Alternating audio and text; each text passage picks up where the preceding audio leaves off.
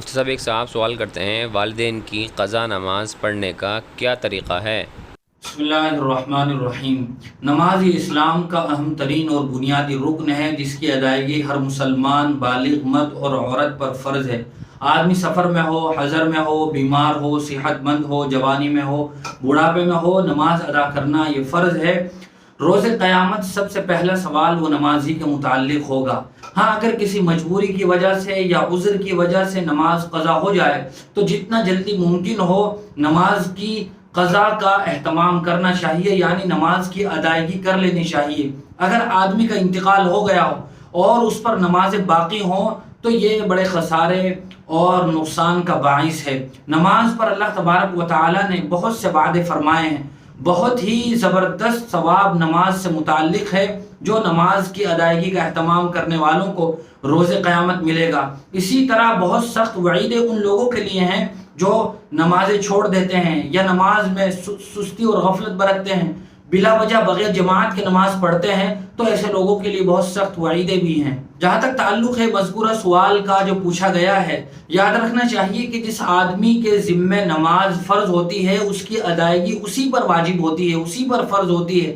دوسرا آدمی اس کی طرف سے نمازیں نہیں پڑھ سکتا ہے۔ مرنے والے نے اگر وصیت کی ہے اور اس کے ذمہ نمازیں باقی تھی، وہ تھوڑی ہوں یا زیادہ ہوں، تو اولاد کو چاہیے کہ اپنے مرنے والے باپ یا ماں کی طرف سے وصیت پر عمل کرتے ہوئے نمازوں کا فدیہ ادا کر دے۔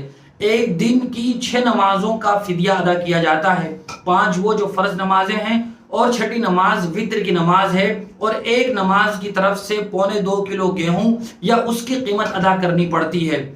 جو صدقہ فطر میں 2.25 کلو کے حساب سے لوگ گیہوں ادا کرتے ہیں، چاہے تو آدمی گیہوں کے حساب سے فدیہ ادا کر دے یا یہ کہ وہ قیمت لگا لے۔ جتنی بھی نمازیں باقی ہوں ان تمام تر نمازوں کی 2.25 کلو گیہوں کے حساب سے وہ قیمت لگا لے اور وہ قیمت ادا کر دے۔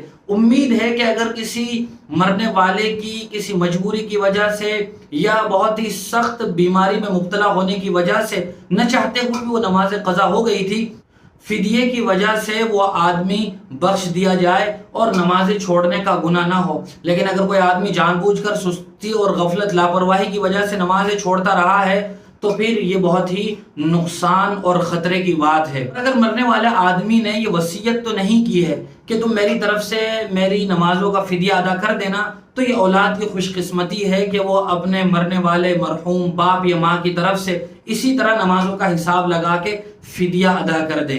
نماز کے فدیے والا یہ مسئلہ روزے کے فدیے پر قیاس کیا گیا ہے۔